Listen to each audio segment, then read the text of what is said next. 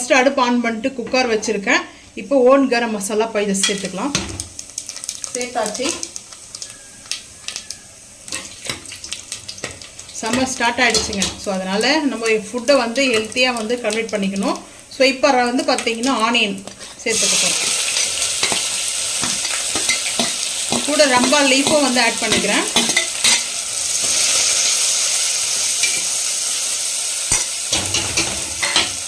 கல்லுப்பு தேவையான அளவுக்கு கொஞ்சம் ஆட் பண்ணிக்கலாம். அதுக்கப்புறமா வேணும்னா பார்த்து சேர்த்துக்கலாம். நல்லா வதங்கணுங்க. ஆனியன் வதங்கட்டும், பார்த்துக்கலாம். தேங்காய் வந்து பேஸ்ட் அரைக்கிறதுக்காக எடுத்துருக்குறேன். ஸோ போதுங்க. கொஞ்சமாக வந்து மிளகு ஒரு 5-6 பீஸ்க்கு சேர்த்துருக்கேன். அதுக்கப்புறம் சோம்பு ஒரு 1/2 டீஸ்பூன் அரைச்சிட்டு வந்துடலாங்க பேஸ்ட்டாக. கேஷ்நட்டு 5 பீஸ் எடுத்துருக்கேன். முந்திரி பருப்பு சேர்த்துட்டு ஃபைன் பேஸ்ட்டாக வந்து அரைச்சிட்டு வந்துட்டு பார்க்கலாம் வாங்க. பூண்டு பேஸ்ட்டு 3/4 டீஸ்பூன் ஆட் பண்ணிக்கிறேன்.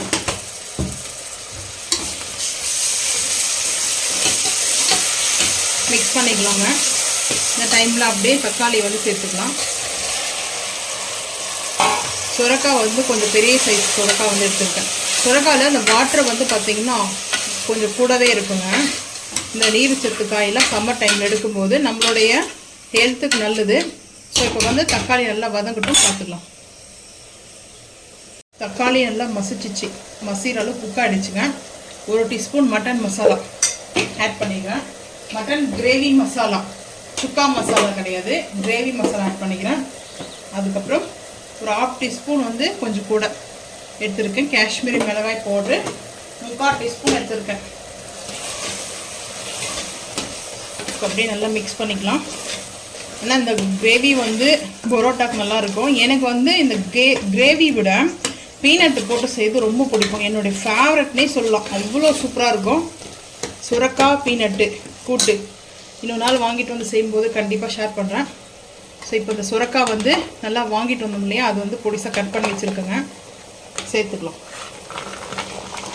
இப்போ நம்ம பார்த்திங்கன்னா நல்லா மிக்ஸ் பண்ணிக்கலாங்க சுரக்காவை. ஒரு 2 நிமிஷம் நல்லா இந்த மசாலாவோட மிங்கிள் ஆகிடுச்சிங்க. இப்போது அரைச்சிட்டு வந்த பேஸ்ட்டை ஆட் பண்ணிக்கலாம். கொஞ்சமாக தண்ணி ஆட் பண்ணிக்கலாம். கொத்தமல்லி புதினா சேர்த்துருக்கேன் லைட்டாக ஃப்ளேவருக்காக. வந்து பார்த்திங்கன்னா சுரக்காலேருந்து வாட்டர் வந்து பார்த்தா ரிலீஸ் ஆகுங்க. ஸோ அதனாலேயே வந்து பார்த்திங்கன்னா வாட்டர் வந்து கம்மியாக தான் சேர்த்துருக்கேன்.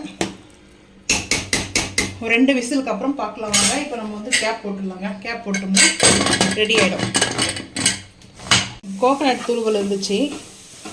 ஒரு தேங்காயில் பாதி தேங்காய் வந்து பார்த்திங்கன்னா ஒரு பீஸ் அளவுக்கு கிரேவிக்கு எடுத்துகிட்டு ஒரு பீஸ் வந்து பார்த்திங்கன்னா இந்த பாதி தேங்காவை நாட்டு சக்கரை போட்டு இனிப்பு வந்து பூர்ணமாக ஸ்டப்பிங் கொடுப்போம்ல, பூர்ணம் வந்து பார்த்திங்கன்னா கொழுக்கட்டைக்கலாம். ஸோ அந்த போல் பூர்ணமாக ரெடி பண்ணியிருக்கேன். தேங்காய் லட்டுன்னு சொல்லலாம். இது வந்து பால்ஸ் மாதிரி பண்ணிக்கலாம். ஸோ கொஞ்சம் ஆறணுங்க. இதுக்கப்புறம் வந்து பார்த்திங்கன்னா கிரேவி ஓப்பன் பண்ணுவோமா. செம்ம சூப்பராக வந்து ரெடி ஆகிடுச்சு. நான் ரொம்ப தண்ணியை வந்து பார்த்திங்கன்னா வாட்டரை ஆட் பண்ணலை அதிகமாக. ஆனால் பாருங்கள் ஏன் இப்படி இருக்குது சொல்லிட்டு சுடாக இருக்குது. காரம் உப்பு எல்லாம் கரெக்டாக இருக்குதுங்க. ஸோ இது வந்து பரோட்டா கூட நல்லாயிருக்கும். நான் வந்து ஒயிட் ரைஸ் தான். ஒயிட் ரைஸ்க்கு வந்து பார்த்திங்கன்னா இந்த கிரேவி சாப்பிட்டதுக்கப்புறம் சாப்பிட்றதுக்கு இங்கே வந்து கோக்னட் வந்து லட்டு செய்ய போகிறேங்க. லட்டு பாலாக வந்து பார்த்திங்கன்னா எடுத்து வச்சுக்கலாம் அப்படின்னு சொல்லிட்டு தான். ஸோ உங்கள் வீட்டில் வெஜ்ஜா நான்வெஜ்ஜான்றதை மறக்காமல் வந்து கமெண்ட் பண்ணுங்கள். ஸோ இந்த ரெசிபி பிடிச்சிருந்தா மறக்காமல் லைக் பண்ணுங்கள், ஷேர் பண்ணுங்கள், சப்ஸ்கிரைப் பண்ணுங்கள், பெல் ஐக்கான் வந்து கிளிக் பண்ணுங்கள், மறக்காமல் சேனல் வந்து ஃபாலோ பண்ணுங்கள். அப்போ தான் நம்ம போகிற வீடியோ உங்களுக்கு நோட்டிஃபிகேஷன் ஆகும். தேங்க்யூ.